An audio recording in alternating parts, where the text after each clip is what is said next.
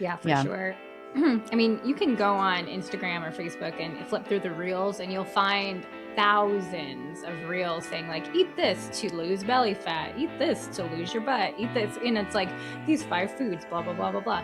What I see most in those is like lower calorie foods. So you're putting yourself in a calorie deficit. So you're going to lose fat. And like Amanda said, you don't get to choose where it comes from.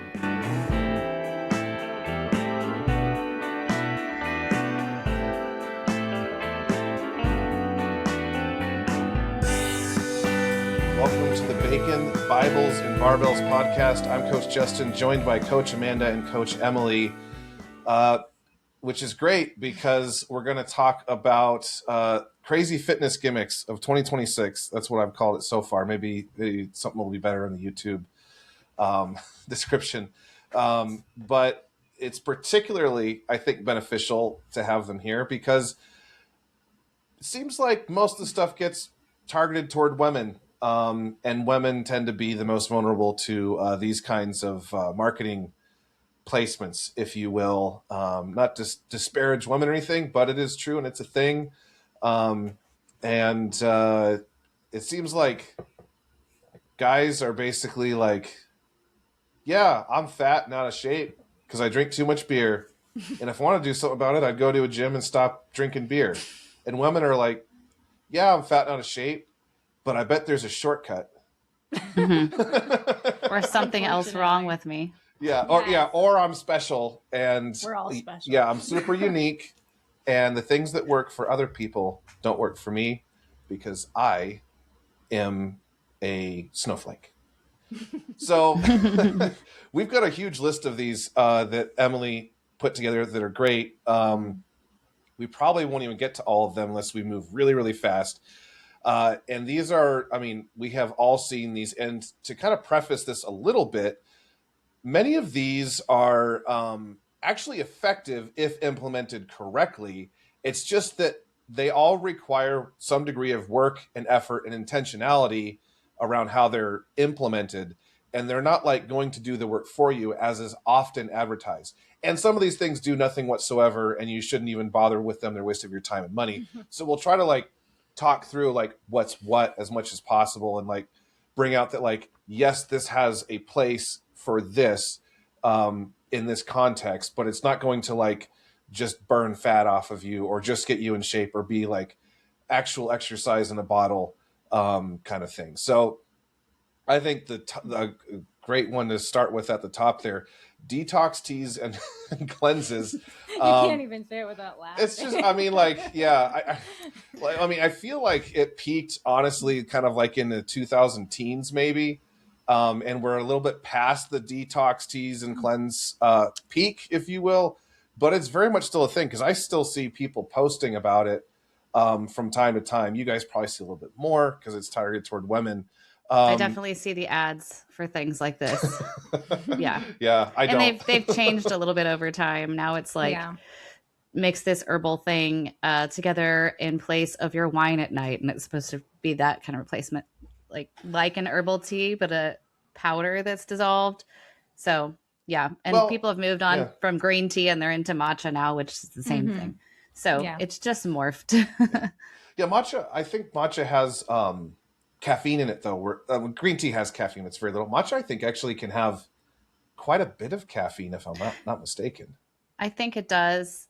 I might be completely wrong, but I think the difference is that the leaves are actually in a matcha, like whereas they're strained out in a green tea. Mm-hmm. Yeah, but I could be wrong. I don't actually know because I hate matcha. Yeah, I don't know if it's the same plant or not. All I know is that some people used it for coffee replacement. Yeah. Mm-hmm. And it still has quite a bit of caffeine in it, depending on how much you use, I guess. Whereas green tea has like almost none. But anyway, we digress. I mean, like if you're going to drink tea instead of wine every night, that's great. That's good for you. Detox you a little bit. I mean, I guess it's detoxing. Not because the tea does that much. Though. I mean, like green tea, it has the antioxidants and stuff like that. It's good for you and all this stuff. But it's not going to be like some game changer if you've been eating processed foods all day. Is it going to like really do anything health-wise? Yeah, probably not so much.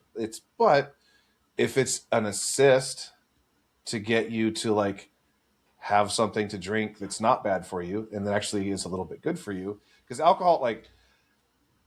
alcohol's pretty much never actually healthy. I know that there's some studies that seem to show that there can be some benefits, but these are usually in isolation. But if you look at it across the board, I am not convinced that alcohol is ever actually for your health. I'm not saying never drink it. I drink it once in a while. I drink less now than I used to. Excuse me. But like, yeah, that was snuck up on me. But so I'm not going to say like never drink alcohol, but don't like tell yourself that the, nightly shot of whiskey you have, which nobody pours one shot anyway in a glass, but don't tell yourself that like, oh yeah, this is like going to help me live longer, bro. Or the like glass of wine you have every night.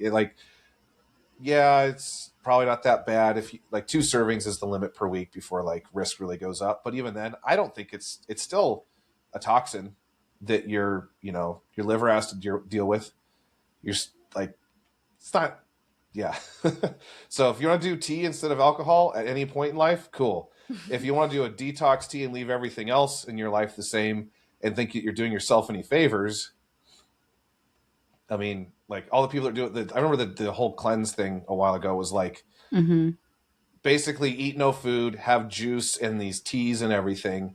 And people were super duper excited because they were like basically pooping asphalt because they thought they were clearing their body of toxins. It's like, I suppose you're doing something, but like that's how you go to the bathroom when you're not eating real food anymore, and actually not a sign of a good thing.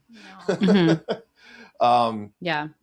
Like, I mean, your liver and your kidneys are going to do most of the detox work. Anyway. Like there's 2 forms of this. There's the liver kidney detox and then there's the colon cleanse. And neither of them are really doing much. Your liver and your kidneys are going to detox anyway. The best way to detox is stop putting toxic things in your body, and your body's going to do its own work. Yeah, and that's why people feel better though, because if you stop eating normal food, you should not feel as good. If you're eating a healthy diet, that's a sign that you're eating a healthy diet. If you stop eating for a week and you don't feel as good, that's normal and natural. If you stop eating what you've been eating for a week and just drink stuff like this and you feel better, that to me is indication that you have been eating a very terrible diet. So, if you switch to like fruit juice and smoothies from a fast food diet because there's detox on the label of these smoothies, you're going to feel better. But look at all the factors. The main problem I see with this is like, for one, it's one of those quick fix things, that women look for. They think like, oh, I just need to detox, and then things will get fixed. And the grain of truth is that like some people do actually struggle with some sort of I don't really like to call it detox. It's just like things in your body aren't moving the way they should, whether that's pooping or just like movement or things like that. But like you said, somebody will go to whatever, the grocery store or the coffee thing, and they'll get the detox green tea instead of getting more sleep, drinking more water, going for a walk, eating a piece of broccoli and getting some fiber in. When for most people, that is all that you need to do to keep everything in your body happy enough to be detoxing as it should. Just follow that rule of thumb. If a detox diet makes you feel better immediately, then that's a diagnostic. You've been eating poorly. When you finish this detox, don't go back to what you were before. And by the way, if you're not pooping, get more fiber. And water. More water. Yeah, and probably less fats too. It's not a brag when you only poop 2 times a week, carnivore people. Yeah. Don't waste your money on the detox stuff. Yeah. Cool. Let's move on to waist trainers and sweat belts. There's some nuance to the waist trainer. There's none to the sweat belt. I guess if you're looking for that extra edge if you're doing a water cut. I was going to say water weight. I mean, why bother with a belt when you can just put plastic on your whole body or, sauna or something. Yeah. The sweat belts, they do not melt your fat. They just make you lose more water. Yeah. That's it. Just because you feel warmer wherever you have these sweat belts on. I've seen them for like around the thighs, around the upper arms, around the waist, like wherever you have these sweat belts. You're just losing more water from that spot. You know, you're not dehydrating. Actually, that warm feeling doesn't mean you're burning fat. It just means you've covered your skin in a non-permeable material. That's it. Yeah. You've basically interfered with your body's ability to cool itself naturally. Did you guys because we grew up in different parts of the country, in the Southwest in particular, there were big billboards about like, you know, losing like 50 pounds in an hour and stuff like that. Did you guys have that stuff where you lived back when you were children? I don't know if I paid enough attention to things like that. I remember the vibration ab belt thing. Yeah. I don't know if you ever saw the commercials for those. That's what I remember. I did see some of that. Yeah. So these were like, basically they would put you in a hot tub and wrap you in plastic. Oh, well, you'll lose a lot of weight that way. Yeah. People lost a lot of weight. And some people got had to go to the hospital and stuff. Yeah. And you'd pay like hundreds of dollars for them to basically put you in plastic in a hot tub. And you would just sit there and like die for a couple hours and be like, hey, look, you know, if you're like 400 pounds, you could shed like 40 or 50 pounds probably of water weight before you died. So that's cool. I know. And by the way, you know, like downregulate your body's thermogenesis because you're so hot. So you actually slow your metabolism down. A brisk walk would do you far better. Anyway, but yeah, sweat belts in particular, you can't spot melt whatever body fat. That's not a thing. Where you hold your body fat is based on your hormonal status, your insulin sensitivity, and how your genetics actually interpret those conditions. Because like one woman with high estrogen will tend to store fat on the lower body, but they'll do so differently. It'll still be distributed differently, even on different parts of the lower body. Like there's genetic components, these change over time as you age, that, you know, depending on those hormonal statuses and again, insulin sensitivity, everything else. So, and honestly, I think some of it's just other factors that like we might not fully be aware of, but at a macro level, it's genetics, hormones, and whatever else. And so like, if you want to influence your body positively, it's just get healthier. And like, if you have a huge belly, it might be likely if you're a woman that you have PCOS, but not necessarily. You might still have great insulin sensitivity, and that's just where your body stores fat. Like it's hard to say. Well, yeah. Like, I wasn't going to say anything. Amanda at 16% over there. But I don't get to lower, you know, I just don't get I don't have any like estrogen dominance, but I do have PCOS. I don't have estrogen dominance. I store it on my lower body. I have good insulin sensitivity. So right. Well, and like we've all seen those families where like you look at the daughter and the mom and you're just like, wow, they stored, you know, I mean, not that it's a weird to say like, oh, they stored their fat, but you can tell like they just have the same body. You look at them and you're like, wow, that's like almost a clone. So like you can't deny the genetic component sometimes. Yeah. You can't spot treat fat loss. Just don't try it. Just, you know, get stronger where you can get stronger. Put on muscle mass, lose fat. Yeah, the stubborn places are going to be the stubborn places for you. That's how it goes. It's okay. Everybody deals with it. We all got it. Yeah, everybody's got it somewhere.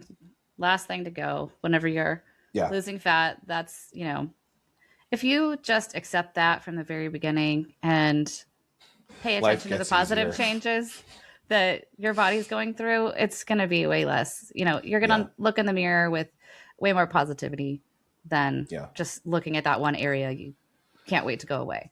Yeah. And there is one method, I guess, but it's not biological in nature. Cool sculpting does freeze fat cells. It does kill them. It does work. It's FDA approved. It's expensive. It does work for spot treatment. So there you go. But there's no belt that does this and you can't just do it at home. It's a medical supervision type of thing and your insurance will not cover it. Right. But waist trainers have some nuance. Amanda, do you want to talk about that for a minute? Yeah, I mean, honestly, if you wear a waist trainer or corset type thing tight enough for enough hours of the day for a very long time, you will reshape what your midsection looks like. But Mm-hmm. that's happening by squeezing and cutting off and rearranging basically your insides. The x-rays of women who have done this have a weird rounding on the bottom of their ribs, like their Mm-hmm. cartilage has reshaped their body into this hourglass figure. Intestines are kind of moved around a little bit. So like, yeah, you can definitely reshape permanently your waist Mm-hmm. with a waist trainer, and it's not healthy. Um, I will say that Is it I do unhealthy though? use. Well, I would. There's been like hernias caused by things Okay. like this because you're just like you're squeezing your intestines into places they don't belong, and Mm. if you go very very tight, I do use a waist trainer. However, when I'm in prep, Yeah. not because I believe it's going to cause me to lose fat, which is how they're promoted sometimes. It will not cause you to lose fat. I'm not really reshaping my midsection, but I will use them as a reminder to myself to stand up tall with my posture, to not engage certain parts of my core when I'm working out so that I'm not getting thicker there when I'm trying to be as lean as possible in the middle on stage and keep the smallest waist possible. So it's almost a mental thing It's a for me. proprioception tool, I think, more than anything else. Like it's telling, and also I think it's telling you to like walk around and suck it in. You know, like like it's just help. It's like a reminder more than anything else. It's like when you see, you know, not that we do this because we're online coaches, but when you see videos of like coaches like touching a guy's lats when he's doing lat pull downs, which the you know, whether that works that well or not, we're not. That's an aside. But it is like that. It's like telling you, like, hey, make sure you hold yourself this way because this is what you're training yourself for. Because you have a stage to step onto in whatever a couple months. Right. I used one. It wasn't a traditional like waist trainer, but it was like a Velcro belt. Like after postpartum with my fourth, and it was for the same reason. It's because you have a baby and you're all slumped and floppy, and just to like get that posture back more initially. And it was just that mental reminder of like, oh yeah, I need to be like upright now because I don't have a big belly anymore. Like just to train that after. And I thought it was actually helpful for the first few weeks. Yeah. And for any of that to work, it does have to be very tight. There's another risk of passing out because you can't get a full breath. So, and that does happen to people. They're like that's probably determined like to stay in it. Progressive overload thing. Like start at a certain level and work your way up. Don't cinch it all the way to, where you hope to be someday. Start reasonably. I will tell you what'll make you feel really bad about yourself is if a waist trainer rips when you're wearing it. That happened to me one time. Not because it was actually just because I left it in my car and the glue on the stitching melted. And so it just gave way. But I was like, well, that's rude. How dare you? What are you saying? Yeah. I thought you were going to say the extreme muffin top, like top and bottom. I have seen that. People go to the extremes and it's you're not hiding it. Sorry. And it's not helping you lose anything. Yeah. And at that point too, by the way, it is causing atrophy because it's supporting you, which is what we use. We do that with like actual strength belts in the gym, and that's good. But walking around chronically like supported like that, doing what your abs are supposed to be doing, like what Amanda's talking about is a proprioception tool that actually makes you hold yourself and contract in the proper manner to have a thinner waist. If you're wiring it and there's this constant tension and it's way beyond what you can sort of like suck it in to be like within that thing easily, it's actually probably going to make your midsection thicker and probably lead to back issues long term. Yeah. Most likely. Cool. Let's move on to our favorite that we've mocked off recording many times, vibration plates, because they're still everywhere. Like people, and what kind of blows my mind is how expensive they are. Like a lot of vibration plates cost more than a year of private coaching. Yeah. Like thousands. Ouch. Yeah. So Amanda, you have some, like, want to be careful how we talk through this, but you've worked with some clients who have vibration plates that were just like, no, I got to use this thing. How do you navigate that with someone that's like, super duper, briefly like, I got it. This has to be part of my routine. I mean, first of all, I would probably feel like I got to use this too if I spent thousands of dollars on a piece of equipment. You're like, this isn't just for hanging laundry on. I should probably actually use this thing. So yeah, I've programmed actual workouts that can be done on the vibration plates. I don't see how just standing on it for an hour is really going to do anything but, make you feel a little bit shaky when you step off of it. So I've always said, I like to use what my clients have available, because if you have this thing and if you're telling me I will work out if I have this in my program, cool. I want you to do something. And if this is going to help you do it, let's do it. So I've done, where you put your hands on the vibration plate and you're doing push-ups while you're on it, or balance type things, even lunging on and off of it. So you can use them in a way like it does offer, I guess, a balance component if you put a workout on it. But it doesn't exceed what other workouts could do. So if it's, something that you insist on using, you can use it more wisely than just standing on it. But ultimately it's not draining your lymph nodes. It's not, it's not fat burning. It's not fat burning. Like it can move lymphatic fluid a tiny bit, but walking does more. In fact, if you go outside and like jump up and down, or inside, jump up and down a bunch of times for like a minute, you've probably done way more than what you could get off like an hour off those things. Like that actually works. If you need to like get lymphatic drainage going, like go for a walk, jump up and down a bunch. Actually, like that's how it works. But the like shaking on a plate thing, it'll move a little bit, but it's really not going to do a whole lot.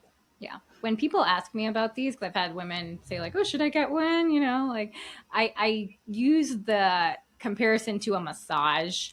It makes you feel good. It might even make like feel nice to stand on it, but it's not really doing anything in particular for your health. It's just going to it might feel kind of nice. You might even feel relaxed. You might feel, and maybe it'll motivate you to go do something because you'll be more relaxed, or it'll just kind of you'll just feel good when you step off, but it doesn't really do anything health wise. Yeah.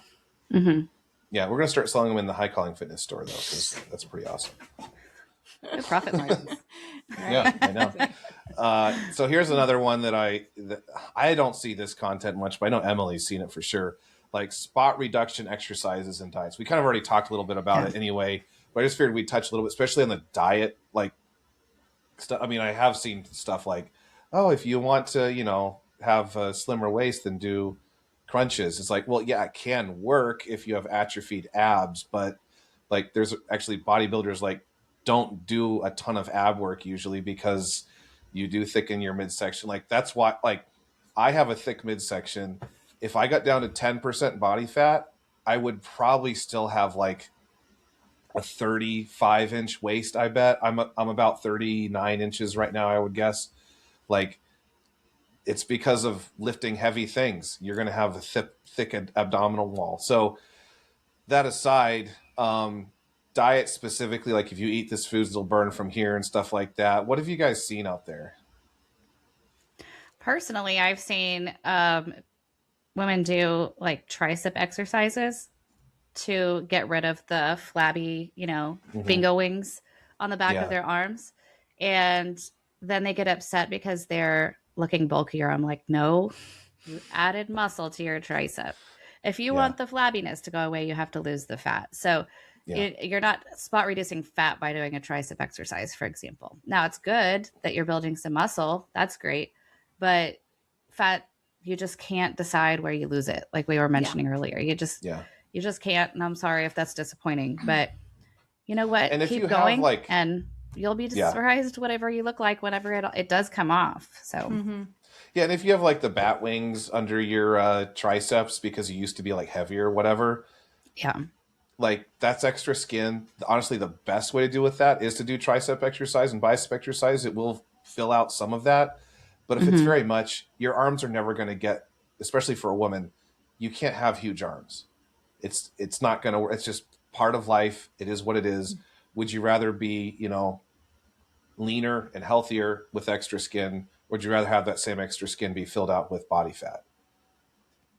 And pretty much anybody would have the same answer. So like, that's just it. At a certain point, it might be what it's going to be. And it might also just be that like skin elasticity doesn't run in your family past a certain age.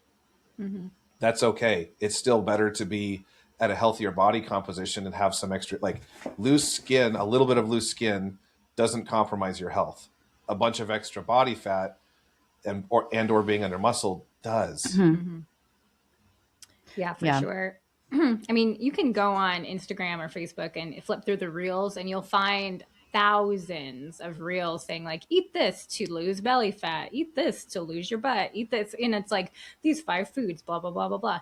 What I see most in those is like lower calorie foods. So you're putting yourself in a calorie deficit. So you're going to lose fat. And like Amanda said, you don't get to choose where it comes from. Yeah. The other thing I see a lot is it's these women eating higher fiber foods. And so their digestion improves. And so some of them think they're losing belly fat when actually their stomach gets smaller because finally they have good digestion. They're not bloated. And things are moving through. Like I can't tell you how many times I've seen women say they're losing fat when really they were bloated or a little inflamed because, of something else going on internally. And then they actually start some healthy habits and they're like, oh, this was a fat loss secret. It's like, no. I've seen coaches actually do before and afters advertising this. Yes. Where they like take a woman who you can see she's not necessarily even very high body fat at all. And she's got like sort of a bloated looking stomach. Yeah. And like, 3 or 4 weeks later, like here's the transformation, lost like 10 pounds, 12 pounds or whatever. Stomach is looking flat. And you can tell the body fat's basically the same amount. It's just that like they resolved the bloating issue because they were eating something that was just not working well for the digestion. Yeah, it could have either been a bloating issue or they took the before photo while she was on her period. Right. Yeah. Yeah. That's the other. Yeah. There's just so much stuff there. So much stuff. Yeah. Yeah. So like, remember these things always have context and just in general, you're not going to lose like 12 pounds in 3 or 4 weeks. It's like you can, but not in body fat. Not in body fat. Yeah. It's going to be bloat. It's going to be water, things like that. But like fat loss beyond like a pound a week, like even a pound a week is fast, really, really fast. And when you see anything that's like, it even raises my eyebrows when I see a pound a week, honestly. But like when you see anything above that, you can pretty much already know like they lost water weight, especially if it was in a short amount of time. They lost water weight, they lost bloat, things like that, which is good for their health probably. And that's why people go on like carnivore and they're like, oh, I lost, blah, blah in the first 4 weeks. And it's like 10 pounds. Like, well, yeah, because like one, you deplete yourself of carbs. So you're not storing the, as much glycogen in your muscles and things like that. And the other thing is like, what kind of junk were you eating before? If you're eating junk, you're probably bloated and not digesting well and just watery and inflamed. So yeah, of course you lost some water, and that's good for you. But that doesn't necessarily mean that you're on the right path long term. No, I'll tell you one that I didn't see on Instagram or any social media post. I heard this one in person. If you drink a cup of hot water, as hot as you can handle in the morning and in the evening, you'll keep your belly fat down because it holds the warmth and it melts it away. I don't know if you guys knew that. Yeah, like butter. It's like basically butter. That's new to me. Yeah. I wonder where it goes when you do that. Right. Like, do you pee it out? Does it go through the kidney? I'm like, good job hydrating, even if it's such a hot temperature. Yeah. Right. Yeah. If there are fats passing through your kidney is shot. That's not supposed to happen. That's really bad. And by the way, don't drink super duper hot things because that does increase your risk of throat cancer. So be careful about that.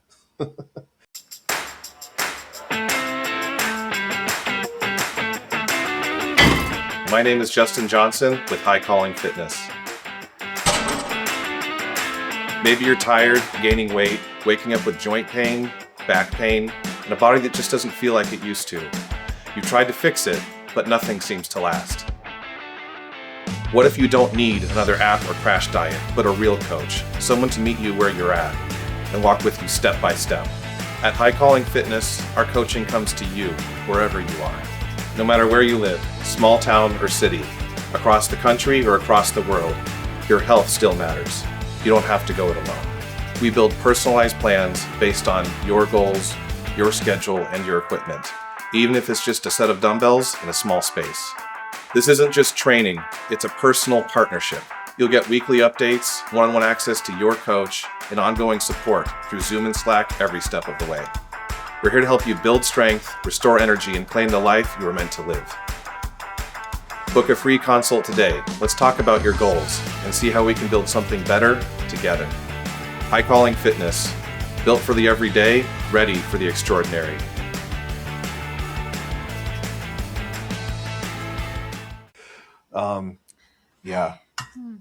Fat burners. Could be a little nuance to this one, but in general, there are things you can eat, like pills and stuff. They actually do increase your body temperature and can have a subtle effect on burning body fat. That is true. It's typically not that severe. The energy that it takes to raise your core temperature by a degree or two is not typically a whole lot. And these pretty much generally across the board will also be like increasing burden on your heart because they're increasing your blood pressure. They're usually very stimulatory. They usually kind of make you feel like crap because you feel like overstimulated. I'm not saying never use them. If you do, they can be useful. Don't get me wrong. But you're not going to lose 50 pounds in a year even just from fat burners. And you can definitely out eat a fat burner. Like if you're not modifying your diet at all, excuse me, then like that should always be the first thing. But like a fat burner is like, could give you a little bit of an edge. Bodybuilders do use them. It can give you this slight edge. That's usually when like bodybuilders are using this when they're getting down to like really low body fat to like try to peel off the last little bits of body fat when your body like fights you really hard to lose fat, really, really hard. And they're taking, certain risks at that point that it's not always bad to necessarily take, but just for most people, they just shouldn't be bothering with them, in my opinion. Yeah, they're chock full of stimulants as well. Like, if I take a fat burner, my anxiety is through the roof. Like my heart is beating super fast. I'm sweating. I'm just like anxious, and I just do not react to them well. And for someone who may not have that serious of a reaction, maybe the additional caffeine will make you move more. And that's the fat burning that's been added in right there, is the moving more. There are some that don't work with stimulant, and bodybuilders that are sensitive to the more stimulant will use those. But again, I think you're playing with the 1% here. It's not, you're not just going to be taking those starting, if you have 50 to 100 pounds to lose, you don't start with a fat burner. You start with habits. Yeah, for sure. And like Justin said, they tend to just not make you feel good.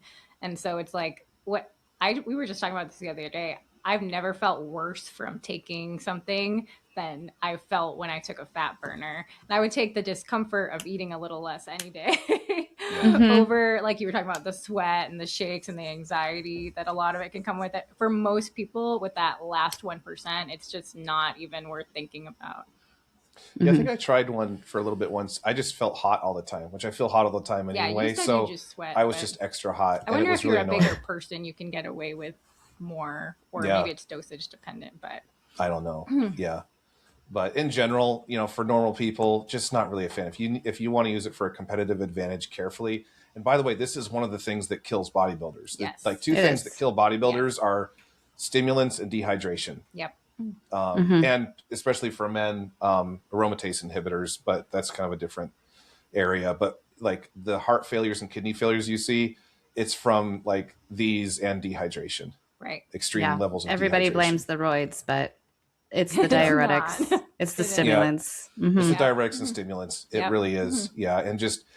And doing that at a time when your body's already compromised, like when you're really low body fat, everything about your health, it's not necessarily that it's going to do permanent damage, but you are in a weaker state physically. And so you become actually more vulnerable and less tolerant to certain things that can become permanently damaging to your health that may not otherwise if you're higher body fat. Yes. Yep. So you have to sort of take particular care in that type of situation. And I suspect some people that die after shows, they're already kind of compromised. And sometimes it's actually the refeeding because of just gaining so much weight so fast when you already had high blood pressure from these things. Yep. And then you put all that burden on the heart from like binging and stuff like that, maybe alcohol consumption. Yeah. That's probably a big part of it as well. Like you're in a fragile state. Be careful. Yeah. It's not hard to land in the hospital. Yeah. After that. Yeah. Yeah. Wearable calorie trackers. This is a good one. I've had conversations about these before. How accurate are these, Amanda? Not at all. There is, Zero. I believe, one most accurate way to measure how much calories you're burning, and it's like a CO2, how much CO2 you're breathing out, basically. Yeah. That's not sustainable. People can't just walk around doing that. So they're very inaccurate. Overestimate or underestimate by way too much to be something that you rely on. I have one, but I use it to track my steps, not the calories. I don't care about the calories. I look at my heart rate. I look at my steps, and that's it. Even the steps aren't that accurate. If I'm pushing a shopping cart and I have my hands on it, it's not counting those steps because my hand is still. It doesn't know that I'm walking unless, the GPS has figured it out somehow, but still going to be inaccurate. So if the steps the step counter are inaccurate, one is actually a good point. Emily and I, our legs are like almost the same length because I have really short legs. She has really long legs. There's 9 inches of height difference between us, but our legs are almost the same length. And so like our stride, and also just I take small strides because I have thick thighs and long strides just suck anyway. So like they just do. So like our stride we've observed is actually fairly similar, but if we go for a walk, my phone, which we walk together a decent amount, as much as we can, my phone will undertrack how many steps I've taken compared to her phone by like 15% or so. And that could make sense if I had long legs, but I don't. And so like they are, and also the distance too. Like if we walk the same distance, like in actual miles, my miles will be shorter than hers. interesting. Yeah. It's weird. Yeah. So like, it's like useful, like the step counter can be useful for like comparing baseline to baseline, but realize it's relative and not necessarily absolutely accurate. It's like, I know I walked a lot more today or a lot less today, but if your phone or your, wrist device or whatever says you took 8,000 steps in a given day, you may or may not have, but you can just know that like, well, I took a pretty good number of steps today and it was more or less than baseline. So like, look at how many it says.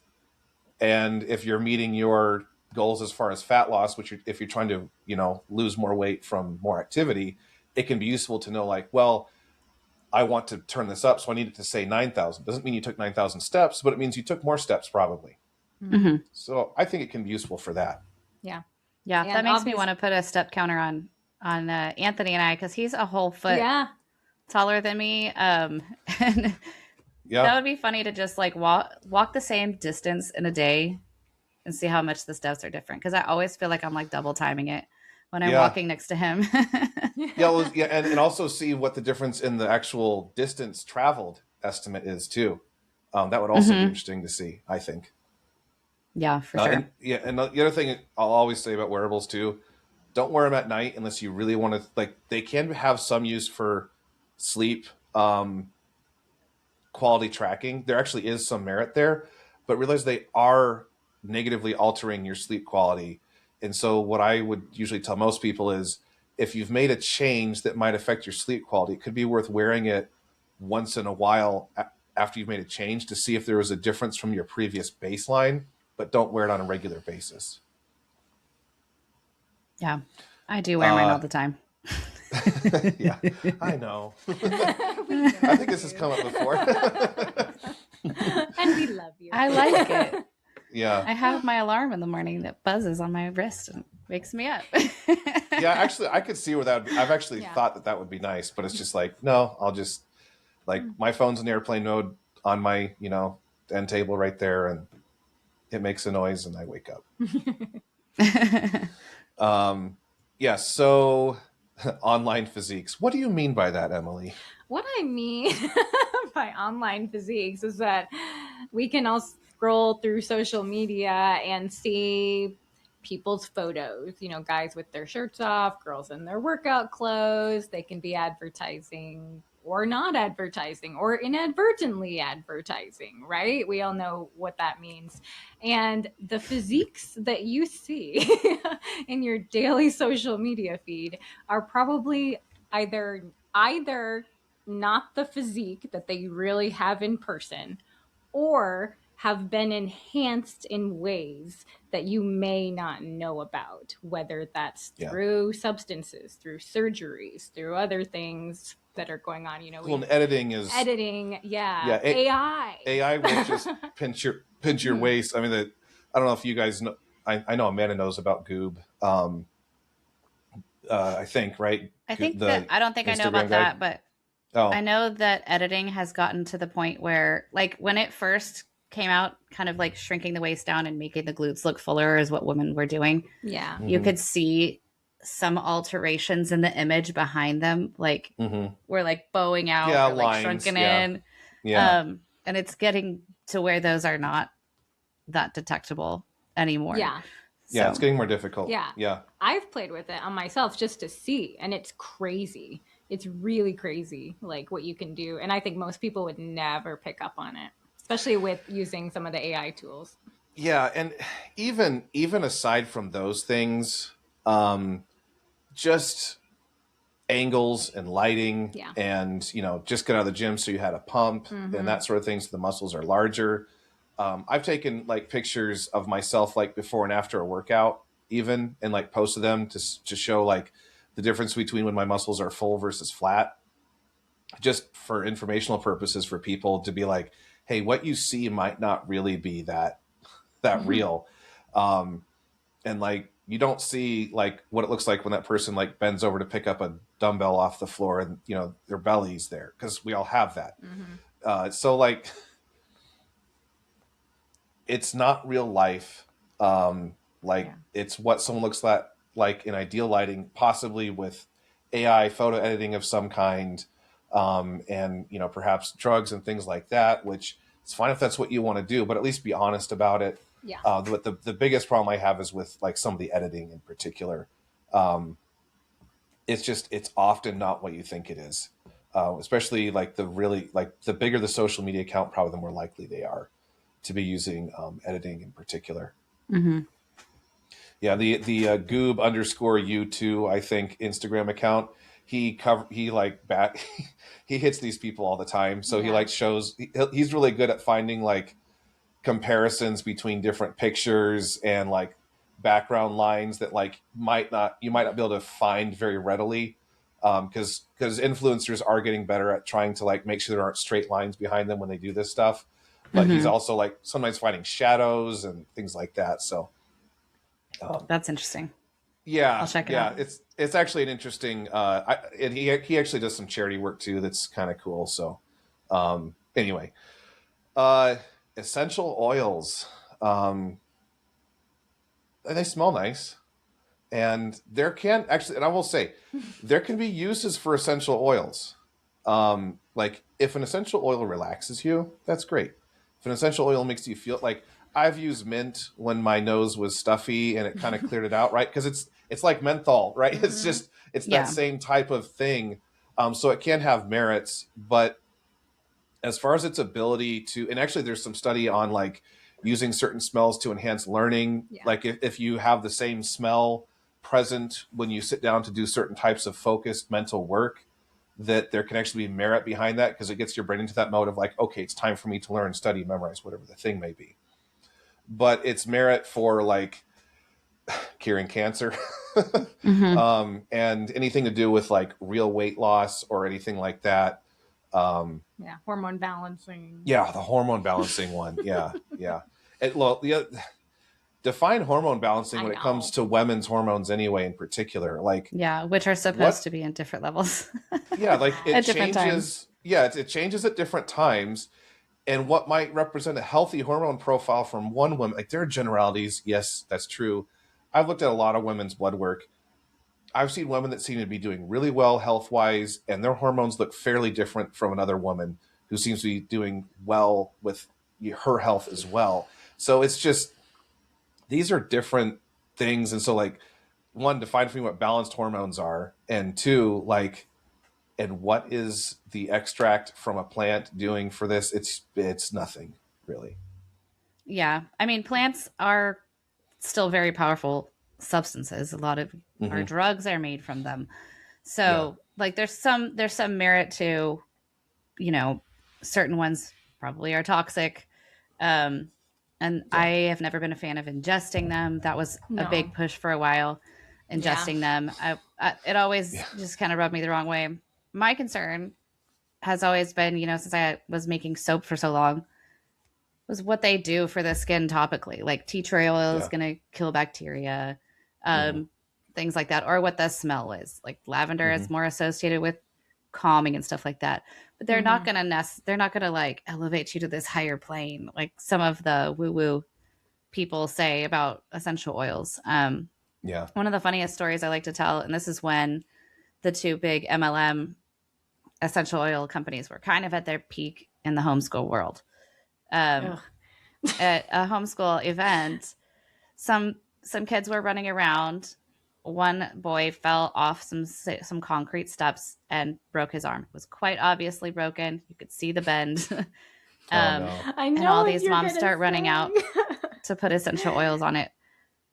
I'm like, this boy needs to go to the hospital. All you did was make him stinky. Stop it. Yeah. That poor. So they're going to have to clean him off before they put a cast on. Don't do that. You're just making extra steps. Right. Yeah. Maybe it made the moms feel a little less panicked when they were dealing with it. It's like, this is calming. I think that's the biggest thing about them is the calm, the like nice smell. Even when you burn a candle with something, it's like there's something about just general happiness and calm that actually that can help your hormone profile a little bit if you can bring your cortisol down. It's indirect though. It's not this direct mechanism of action. It's this thing of like so many things like that. They're indirect. And it's not going to override a poor lifestyle, right? It's not going to override bad choices in your lifestyle. It's going to potentially be an assist to already good habits that you're practicing. Yeah. Yep. Oh, it's a funny story. Yeah.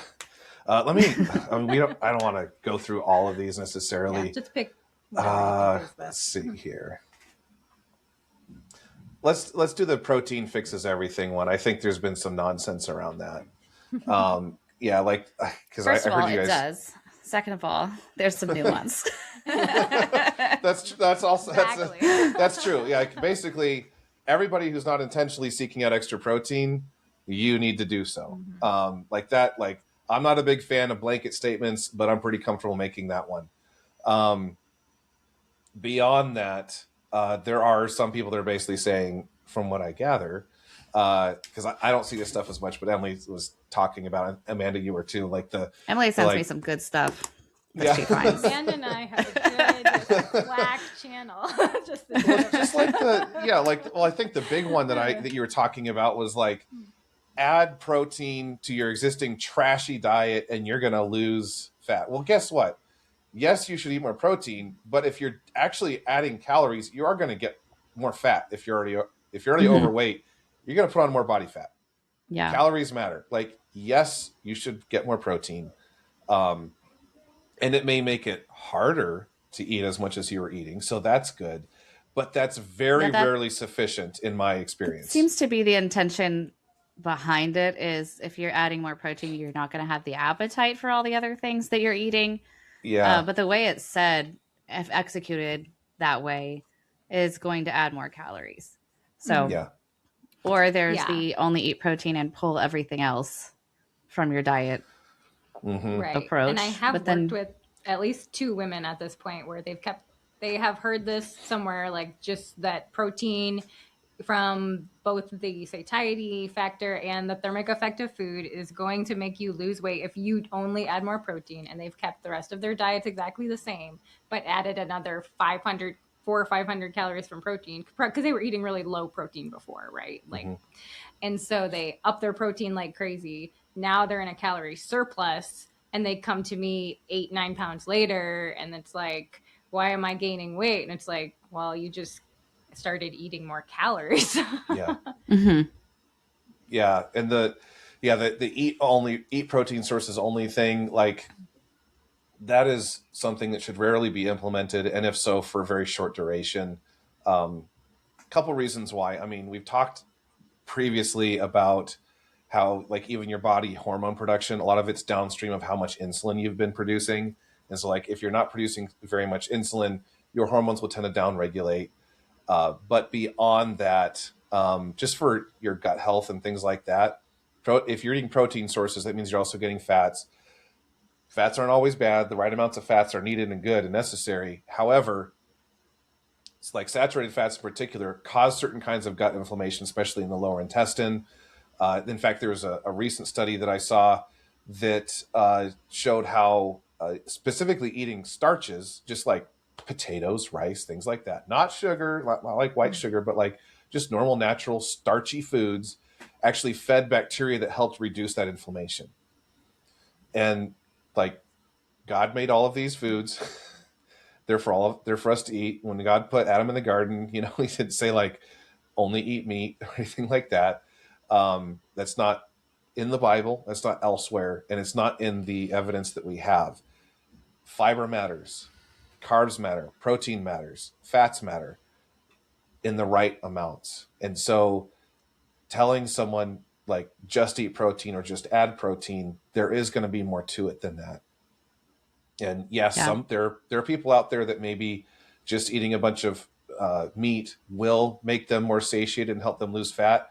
But these are typically going to be people that are morbidly obese and have a lot to lose. And so so if you go from eating because to become really large, you do have to be eating a lot. So that might get you going, help you lose the first however many pounds. But that's not the thing that's going to move the needle long term. If you're eating too much sugar sources, if you're eating super high fats and things like this, you still need to look at the caloric intake and the big picture. Yeah.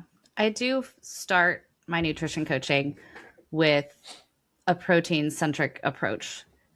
So I want the first thing that we do, depending on the needs, but especially for those on any kind of GLP-1s, the protein is going to be the very first thing we tackle because it's just so underconsumed. But that doesn't mean we're not adjusting the fats and the carbs as well. It's more of if you hit nothing else today, hit the protein. But that's not, that's not the long term. Eventually, there should be an understanding of what the carbs do. What's the right kind of carbs for you? What's the right kind of fats for you? How much is too much? So it's not this standalone thing. It's a step on the way to figuring out the rest of your nutrition. Mm-hmm. Yeah, for sure. Totally agree. Yeah, every meal is a time to eat protein, except for maybe pre-workout. But every meal should have protein. What else goes with it depends on the rest of your goals and the greater context of the day and what you have going on. But every meal should be a time to eat protein to whatever degree.